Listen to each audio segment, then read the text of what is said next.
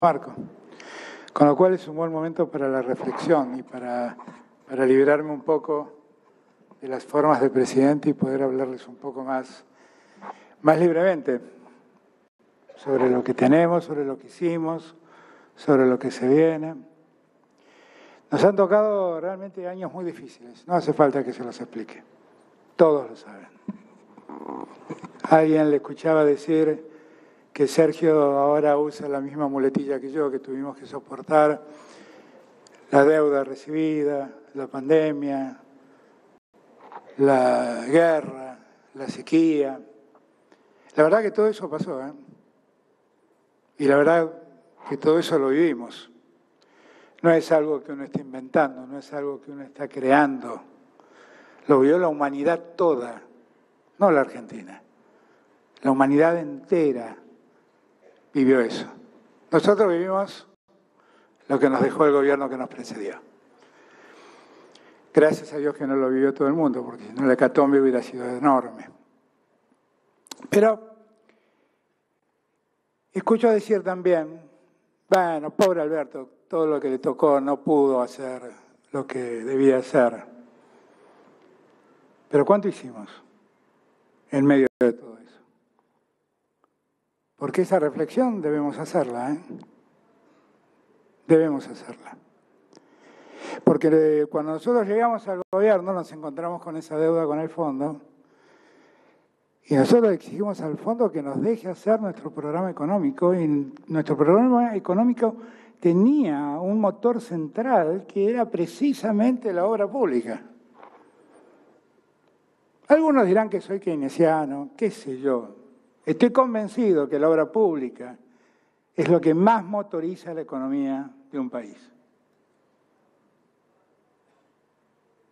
Cuando discutimos con el fondo, le dijimos que era una garantía, que el 2% del PBI podamos usarlo en obra pública.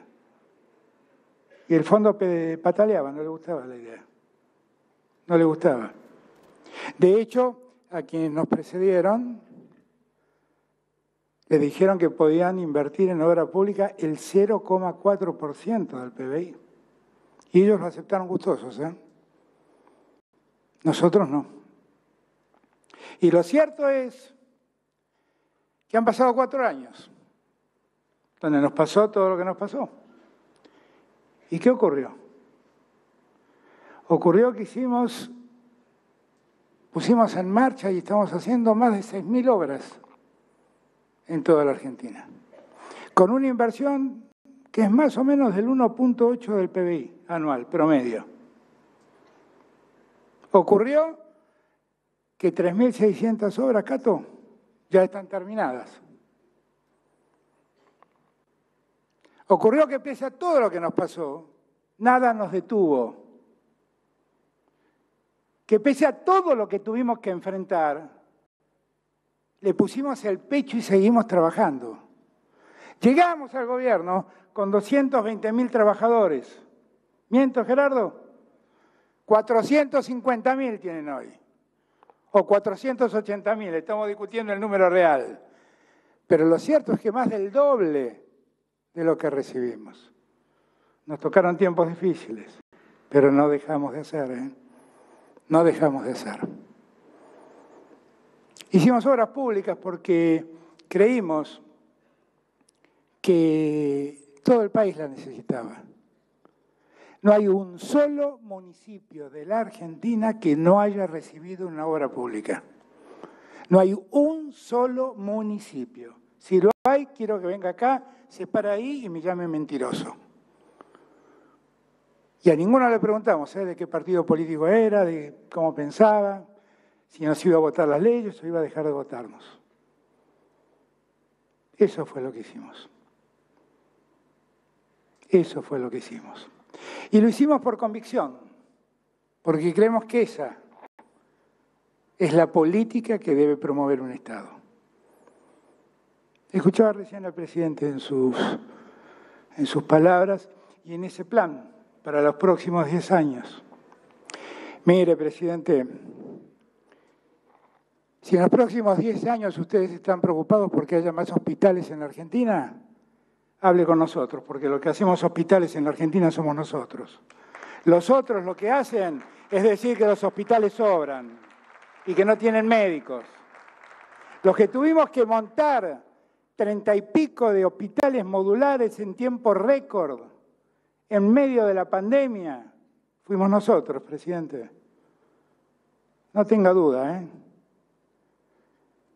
El que días atrás fue a Formosa a inaugurar el edificio de un centro de atención de medicina nuclear fue este gobierno, porque nosotros creemos en la salud pública.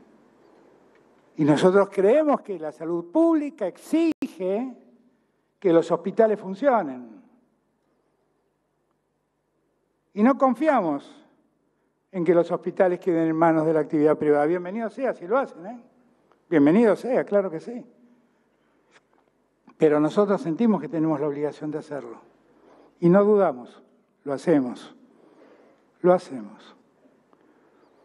Y si en ese plan que están haciendo quieren que se hagan escuelas, no duden más, hablen con nosotros, ¿eh? Hablen con nosotros, porque los que construyen centros de atención infantil, jardines de infantes, escuelas y universidades somos nosotros. Y sé por qué lo estoy diciendo. Ahí tengo un ministro extraordinario, que es un orgullo para mí, que haya sido mi compañero ministro en estos 4 años. Se llama Gabriel Catopodis. Es un orgullo para toda la Argentina. Llevó adelante un plan de obras públicas como la Argentina no había vivido antes.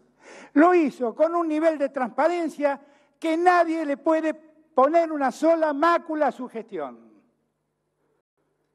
Si Ramón Carrillo fue recordado por lo que hizo en la salud argentina, Gabriel Catopodis debe ser recordado en la Argentina por lo que hizo en la obra pública argentina. Ahora, ¿qué fue lo que pasó? Pasó que nosotros, no voy a poner a contar las escuelas, ni los cerca de 300 centros de atención infantil, cuántos jardines de infantes, no me acuerdo, no me acuerdo cuántas escuelas, me acuerdo de la escuela del Centenario que la pusimos a nueva en Santiago del Estero. Pero parémonos un minuto en las universidades. ¿Cuántas intervenciones edilicias? ¿Cuántas universidades construimos en este periodo? Les digo el número, 167. 167. Yo inauguré, cuando estuve en la Antártida, hice escala en Ushuaia, y allí en Ushuaia inauguré el edificio de la Universidad de Tierra del Fuego. Y también inauguré el edificio de la de la Facultad de Farmacia y Bioquímica de la Universidad de Misiones. Y también inauguramos 2 edificios en San Luis, en Merlo y en Mercedes, creo que fue en Mercedes. Y también en la Universidad de San Martín. Inauguramos un formidable edificio que en los 4 años que me precedieron quedó paralizado porque el Estado había decidido no invertir en universidades. Claro, eran tiempos en que se creía que los hijos de los que trabajan no iban a las universidades. Entonces, ¿para qué vamos a hacer universidades en el conurbano? Ahora, en ese edificio de la Universidad de San Martín que inauguramos con Cato, allí en ese edificio trabajan, ¿saben quiénes trabajan? Los científicos que están terminando la vacuna del COVID Argentina. Trabajo de universitarios, científicos universitarios de la Universidad de San Martín, del CONICET y de una empresa privada. Todos asociados para producir en Argentina la vacuna contra el COVID. ¿Qué es una vacuna? Sépanlo, vamos a tener que darnos todos los años como nos damos la vacuna contra la gripe. Pero lo que no nos va a volver a pasar es que vamos a andar mendigando por el mundo la vacuna porque la vamos a hacer acá. Así como ocurrió en Tierra del Fuego, en Misiones, en San Martín, en Florencio Varela, en la Universidad Arturo Jaureche. 167 intervenciones edilicias hicimos en todas las universidades del país. ¿Quién me precedió? Hizo una.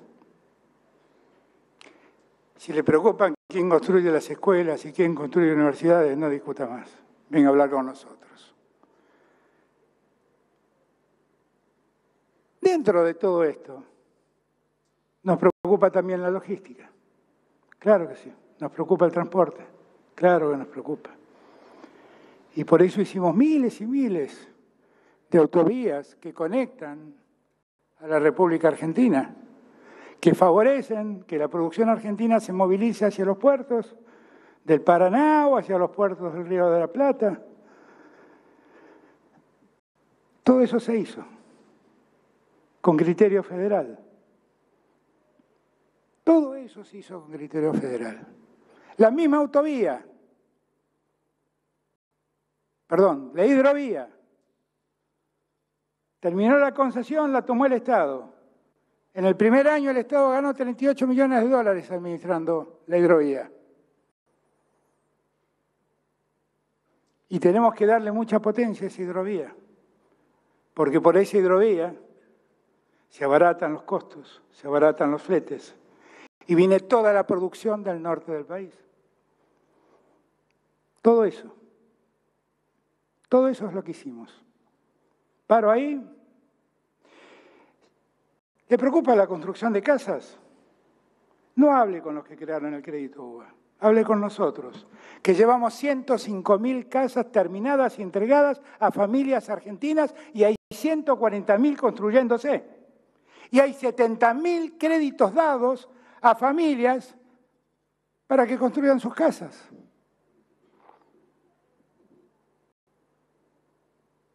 Digo todas estas cosas porque en verdad no todos somos los mismos.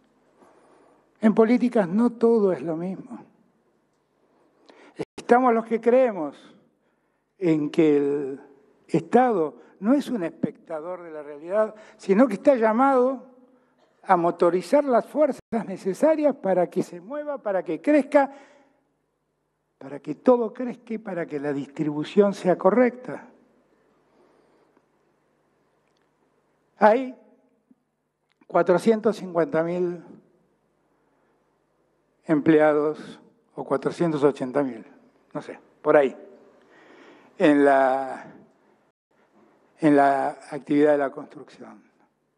Pero en el ANSES se registran más de 1.100.000 personas que han ingresado al trabajo. Perón decía que gobernar es crear trabajo. Creamos trabajo, ¿eh? Creamos mucho. Creamos mucho. Tenemos en este momento una tasa de desocupación del orden del 6%, de las más bajas de la historia. Y ahí lo veía Daniel Funes de Roja, ahí está. Daniel no me va a dejar mentir. La capacidad instalada industrial en este momento es superior al 69%, la más alta en décadas. Y la industria sigue creciendo, con todos los problemas que tenemos, Daniel, porque nos faltan dólares para importar insumos. Y la industria sigue creciendo, y la industria sigue dando trabajo. Si quieren averiguar y quieren hablar quién se preocupa por la industria argentina, hablen con nosotros. No pierdan el tiempo. Porque en otros lados, lo que van a escuchar son cosas raras para escuchar. Gerardo, vos que sos trabajador, te van a decir que hay que terminar con las vacaciones pagas y te van a decir que lo mejor es que las indemnizaciones por despido desaparezcan. ¿Qué es lo que nos proponen? Retroceder en los derechos que los argentinos tenemos. La mejor sociedad que hicimos fue la sociedad que otorgó derechos a los argentinos. Y la mejor propuesta que nos hacen es sacarle derechos a los argentinos. ¿Sabe qué nos hizo? Un día Angela Merkel me preguntó, yo le conté un poco cómo era la educación pública. Yo soy un peronista hecho y derecho. Orgulloso. Tengo orgullo por mucha gente que no piensa como yo, o que no pensó como yo. Yo la verdad tengo mucho orgullo por Sarmiento. Sarmiento fue un hombre enorme, inmenso, que con Alberdi avanzó, propugnó, impulsó la educación pública. ¿Y qué fue lo primero que nos diferenció como país en América Latina? Esa educación pública. Esa educación pública. Después creamos las universidades.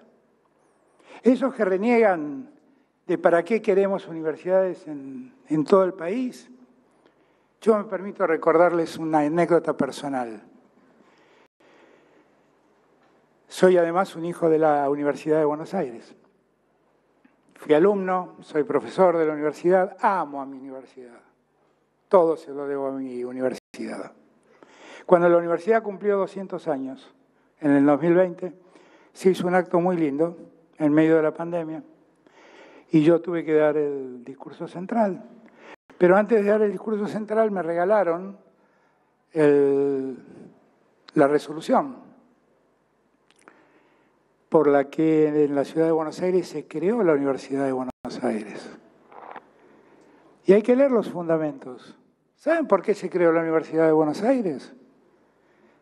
Porque las familias criollas no podían seguir sufragando el costo de educación de sus hijos, que tenían que ir a estudiar a Córdoba, a Chuquisaca o Europa. ¿Qué enseñanza nos deja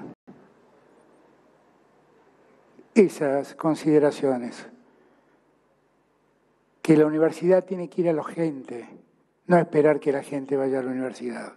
Porque cuando uno acerca a la universidad a los chicos estudian, Vayan y miren las universidades del Gran Buenos Aires, repletas, decenas de miles de alumnos. 85-90% de ellos, primera generación de universitarios de familias trabajadoras. ¿Y esto qué pasa en el Gran Buenos Aires? Vayan a verlo a Villa María en Córdoba, vayan a verlo en la Universidad de Catamarca, vayan a verlo en la Universidad de Tucumán. Hicimos la educación pública, hicimos la educación universitaria, después tuvimos un hito, del que no fuimos protagonistas los peronistas, debo reconocerlo, porque no existía el peronismo, solo por eso, que fue la reforma universitaria. En la reforma universitaria hicimos algo magistral, garantizamos la libertad de pensamiento con la libertad de cátedra y generamos el gobierno tripartito en las universidades. Gobiernan los docentes, los alumnos y los graduados. Y esa universidad nos diferenció en el mundo.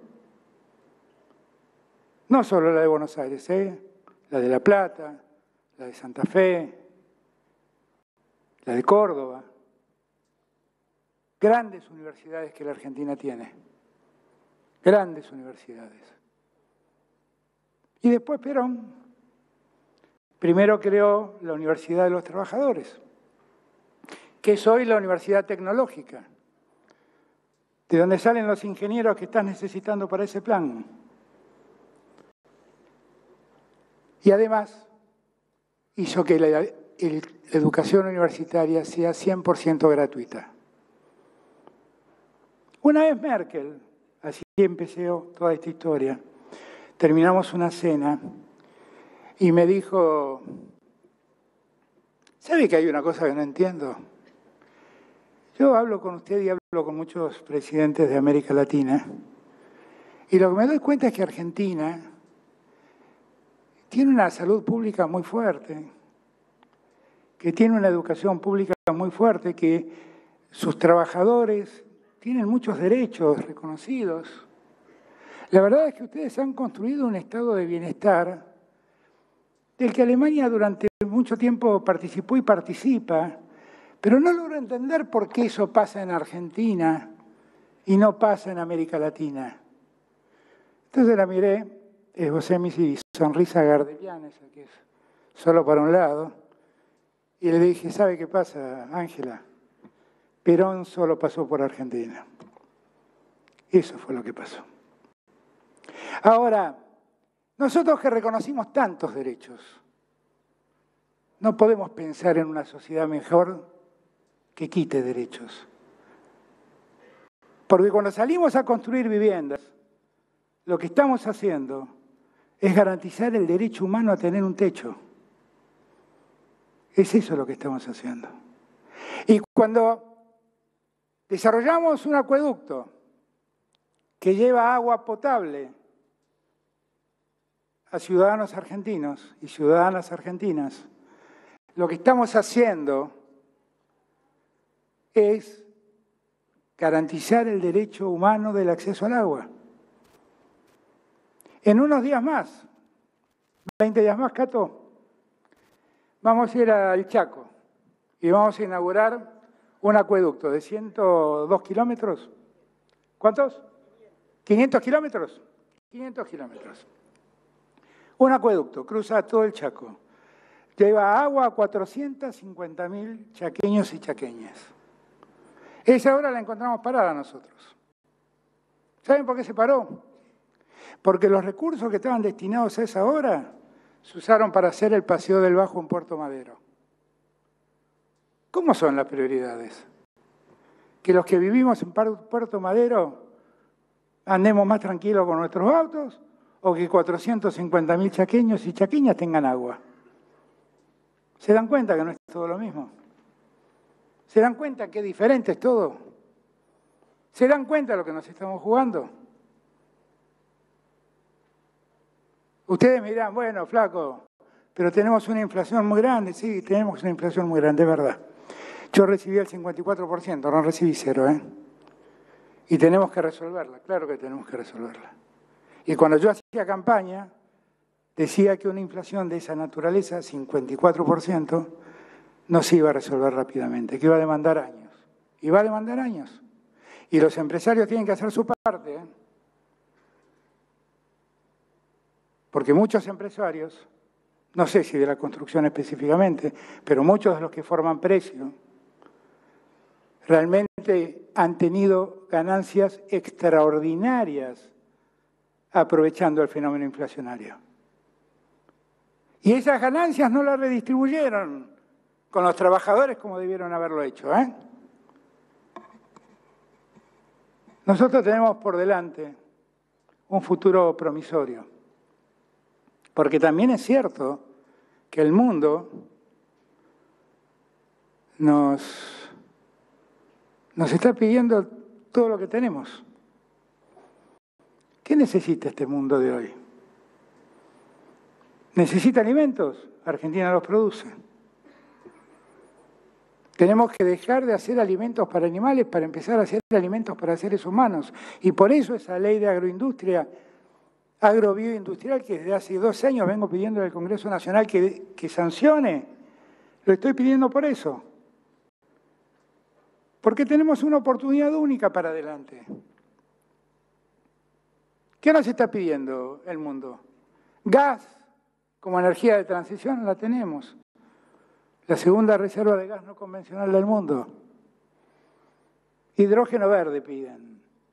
Tenemos la Patagonia con un mar adyacente inmenso, con los mejores vientos, todo lo necesario para hacer hidrógeno verde.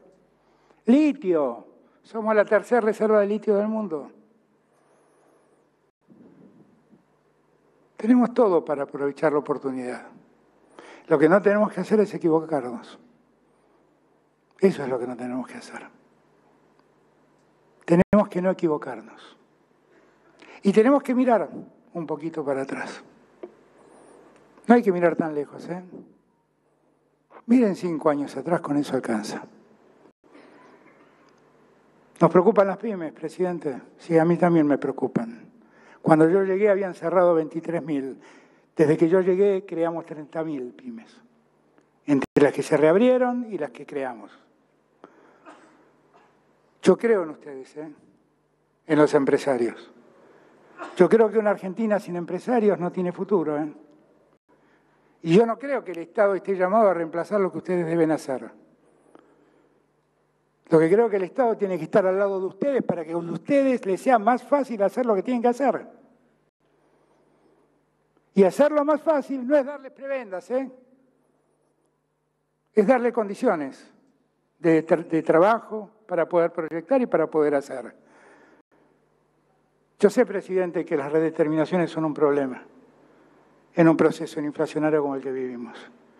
Pero lo que usted tiene que llevarse la tranquilidad, y todos ustedes tienen que llevarse la tranquilidad, es que nosotros sabemos que es un problema que tenemos que resolver y que para eso trabajamos. Finalmente, todo esto que yo estoy diciendo, de que podemos construir esa Argentina. Alguno dirá, este tipo es un utópico, está pensando en la utopía, eso no se va a poder hacer. Cuando yo tenía 20 y tantos años y la dictadura se acababa, nuestra generación tenía la utopía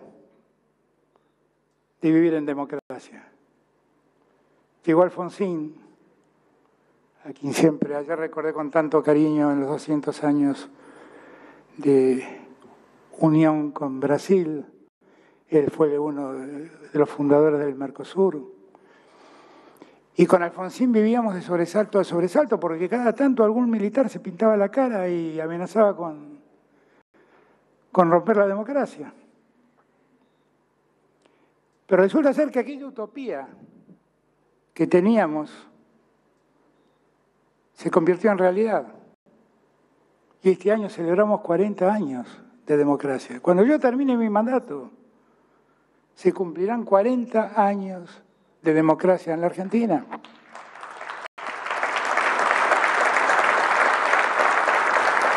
La democracia vale mucho y hay que cuidarla todos los días. No es la democracia la culpable de lo que nos pasa, ¿eh? No. Habrá una parte de malas prácticas políticas. Habrá una parte de abusos, de algunos que quieren ganar mucho a costa de otros. Pero la democracia siempre es el camino. Aquella utopía de mi generación fue posible porque toda la sociedad tuvo la misma utopía que teníamos nosotros. Porque toda la sociedad hizo propia la utopía de la democracia. Toda la sociedad quiso la democracia y la defendió siempre a la democracia. En los peores momentos defendió la democracia.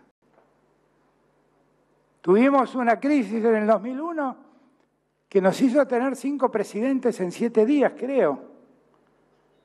Pero la institucionalidad nunca se rompió. Y la democracia nunca se rompió. Pues bien, ¿por qué no podemos tener ahora la utopía de construir ese país pujante del que les hablo? De hacer el país igualitario del que les hablo. ¿Por qué no podemos hacerlo? Esa es mi utopía. Yo puedo seguir solo con mi utopía, pero dicen los africanos que cuando uno camina solo, llega rápido. Pero cuando uno camina acompañado, llega mucho más lejos. La frase es muy parecida, o es una reflexión muy parecida a una reflexión que Antonio Cafiero siempre hacía. Él decía, el que sueña solo, solo sueña. Pero el que sueña con otros, cambia el mundo. Y esta convención, si no me equivoco, tenía como subtítulo el trabajo en equipo. Trabajar en equipo, soñar juntos. Si somos capaces de convertir este sueño mío en el sueño de todos, entonces ya no será un tipo que sueña. Vamos a cambiar la realidad.